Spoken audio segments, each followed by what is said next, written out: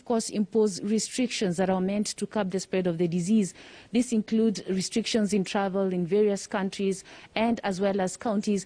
This, of course, had an adverse effect when it comes to the inflows into the country. And, of course, seeing the economy in the second quarter, right when the disease was first announced in the country, plunged to contract by at least 5.7%. We have had sentiment so far, including the fact that in the third quarter, we should expect some improvement because sectors such as manufacturing as well as tourism have since picked up.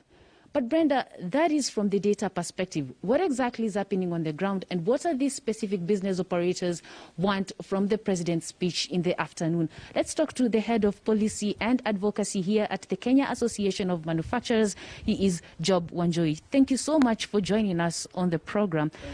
I mean, Job, the country is waiting for the president to speak.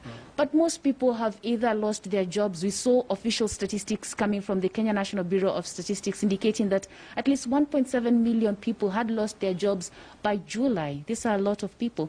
And at the same time, we saw a lot of businesses closing shop.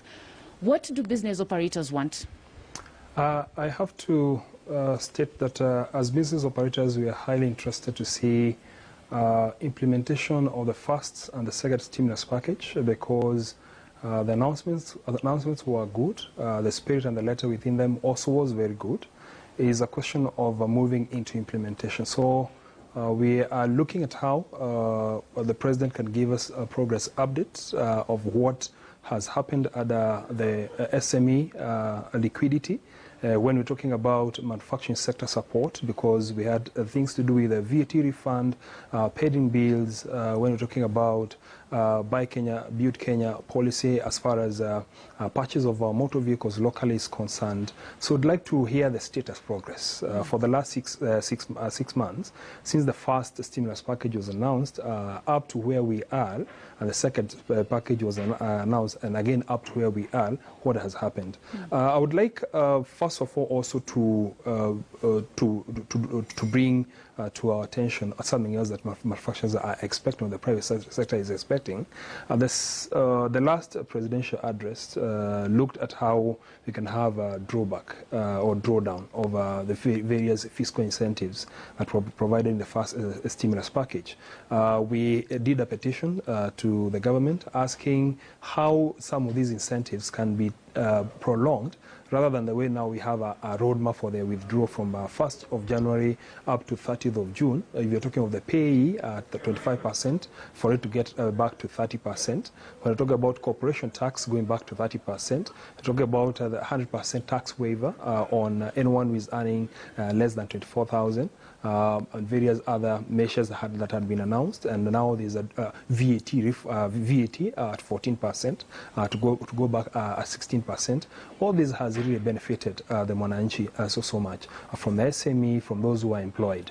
Our interest is to see how this can be extended for another 2 years, because when they were announced, we are at a bad situation than at a better situation than even we are today. Today we have a caseload which is higher than the caseload that we have that time.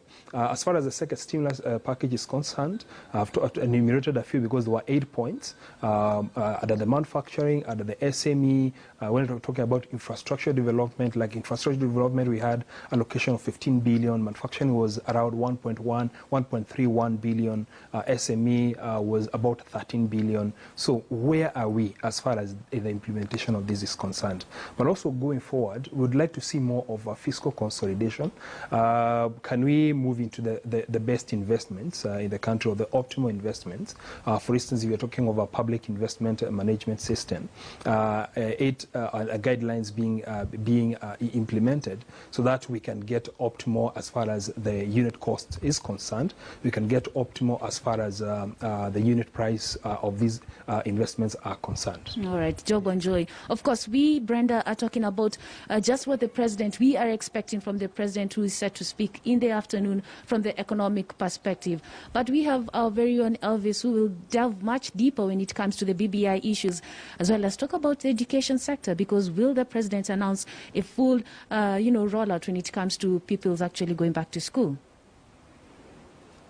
Right, Brenda Kerubo, thank you so much for that in-depth interview with the Manufacturers Association. Just talking to us about what they expect to hear from the president this afternoon.